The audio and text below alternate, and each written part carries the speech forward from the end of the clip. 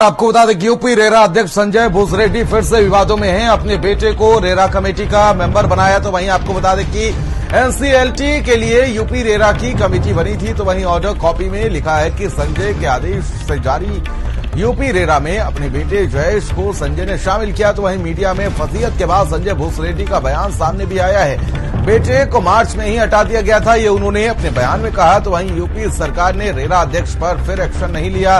पहले भी बेहद गंभीर आरोप लगे थे, तब भी एक्शन नहीं हुआ। इस बार भी आवास विभाग ने जवाब तलब नहीं किया। इंटरनल पीपीटी बनाने का एक हम लोग ग्रुप बनाते हैं, जो हमारे यहाँ के एलसीआरए का ही ग्रुप बनता है। जो कोई फाइनेंशियल या कहीं किसी एक्सटर्नल जगह जाके नहीं करते, वो अपने ही सहयोगियों को ट्रेनिंग देने के लिए प्रस्तुतिकरण बनाते हैं और अगले शनिवार को प्रस्तुत करते हैं। तो किसी एक शनिवार में ये ग्रुप बनाया गया था कि अगले शनिवार में आपको प्रस्तुतिकरण करना है, जिसमें त्रुटिवश कार्यालय द्वारा मेरे बेटे का नाम जोड़ा गया।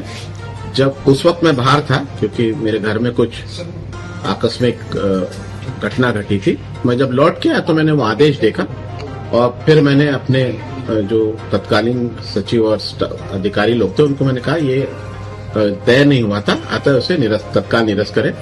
आदेश 17 को जारी हुआ था, 22 को निरस्त हो गया था और अगले शनिवार को उसका प्रस्तुतिकरण हो गया और वहीं पे कार्य समाप्त हो गया।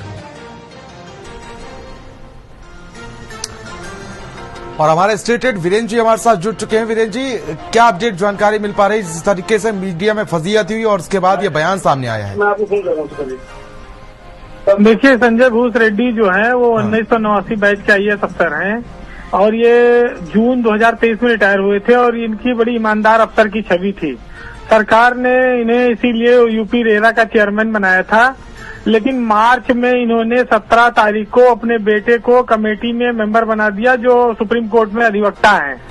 और ये मामला 4 महीने बाद खुला, जिसमें ये पता चला कि जिस कमेटी के पिता चेयरमैन हैं, जिस प्राधिकरण के, उसी की एक कमेटी में उनके बेटे को विशेष आमंत्रित सदस्य बनाया गया। तो ये अपने आप में नैतिकता और कदाचार से जुड़ा मामला था जी। और संजय भूसरेड्डी का ये कहना है कि 22 मार्च को ही उन्होंने उस कमेटी को निरस्त कर दिया था और ये मामला पुराना है। और चूंकि देखिए, सियासत में तो परिवारवाद के आरोप लगते हैं, लेकिन अफसर भी परिवारवाद करने में कहीं कहीं चूक जाते हैं और उसी का ये उदाहरण है कि भूसरेड्डी ने अपने बेटे को अपने प्राधिकरण की एक कमेटी में जो है वो मेंबर बनाया। तो बहुत साफ है कि एनसीएलटी के जो बिल्डरों के मामले होते हैं बड़े बड़े, वो एनसीएलटी में जाते हैं और करीब 200 के लगभग ये मामले हैं जिनमें जो फैसले आते हैं उनका आकलन करना, उस पर अपील करना है कि नहीं करना है, उस पर विधिक राय के लिए कमेटी बनाई गई थी।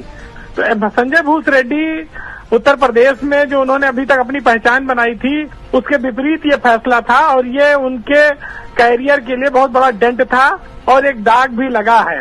अब ये दाग वो धो नहीं पाएंगे चाहे जितनी सफाई दें, लेकिन ये जरूर है कि साउथ इंडिया से आने वाले संजय भूसरेड्डी उत्तर प्रदेश में अपनी ईमानदारी के दम पर काफी नाम कमाए हुए थे, जब आबकारी और गन्ना चीनी के वो प्रमुख सचिव थे और उसी का उनको इनाम दिया मुख्यमंत्री ने। लेकिन अब ये एहसास होता है कि उन्होंने बेटे के मामले में अपनी ही संस्था में उसको नियुक्त करके बहुत बड़ी गलती की है। जी, बहुत बहुत शुक्रिया हमारे साथ जुड़ने के लिए वीरेंद्र जी आपका।